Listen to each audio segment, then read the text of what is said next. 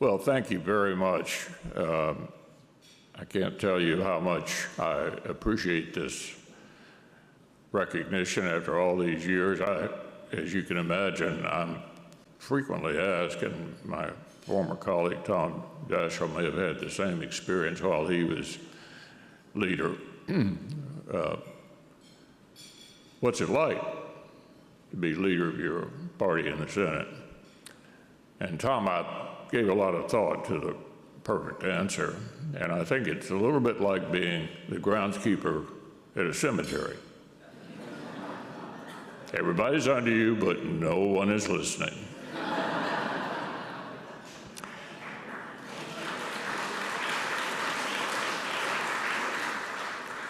Well, I can't thank you enough, Minister, for that kind introduction and for your work on behalf of the people of Burma.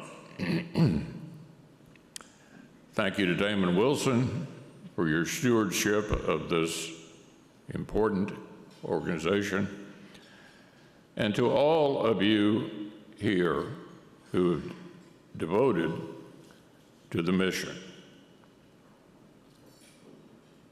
My earliest exposure to the power of American leadership and democracy was the Senate's vote to override the veto of the sanctions against the apartheid regime in South Africa. The veto, of course, came from a president of my own party, a president I actually revered greatly. Voting for the override was hardly a way for a backbencher in those days to make friends. But here I am. And it's hard to think of a more compelling primer on the power of American leadership than what came next. A chance to join the State and Foreign Operations Subcommittee of Appropriations. Had a chance to begin to move around the world a little bit to see whether we'd made a difference, to develop a bipartisan relationship with Pat Leahy. He and I did that either as ranking or chairman for a decade, to see wonderful people who worked with me, Robin Cleveland, who's here tonight, Paul Grove, Tom Hawkins. They helped drive real changes to our foreign assistance and democracy promotion efforts. It was a powerful platform for advancing the cause of freedom in Burma, which had caught my attention early in my career, and it brought me back face to face with the NED's essential work. As chair and ranking member, Senator Leahy and I worked together to make sure America's democracy promotion tools were robustly funded and subject to diligent oversight. The bipartisan commitment continues today under Senator Coons and Senator Lindsey Graham. Our work certified my sense that promoting democracy is actually a long game. It requires an awful lot of patience. Inevitably, it involves frustrating setbacks, but ultimately, it's worth it. Take Burma. Brave people have been struggling for self-determination for decades. I had a chance to slip notes back and forth to Aung San Suu Kyi during the 21 years she was under house arrest. It wasn't possible to get a letter in directly.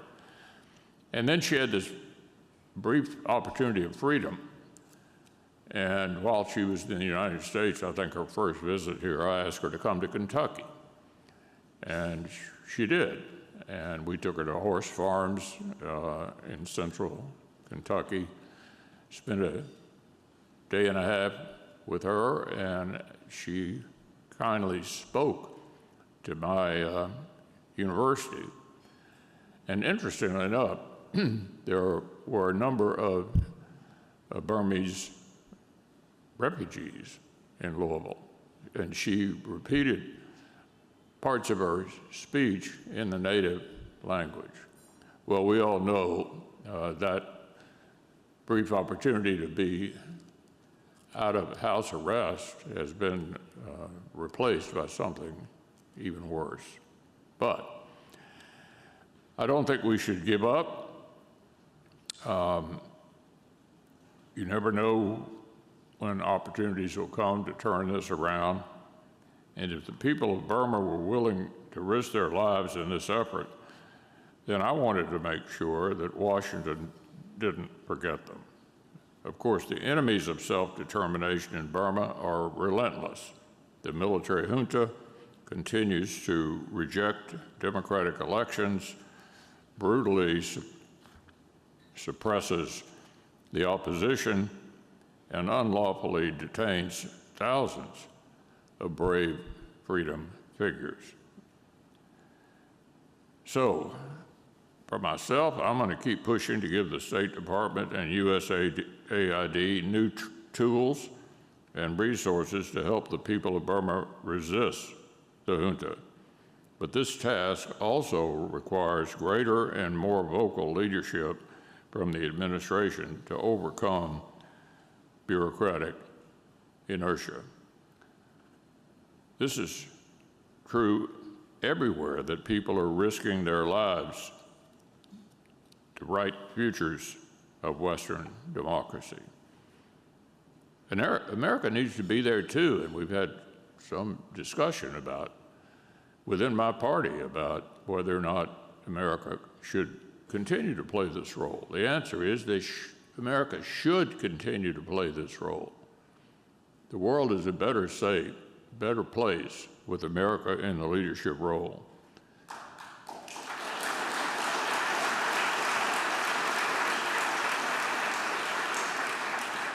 So NED's mission is as relevant to today's great power competition as it was to the Cold War.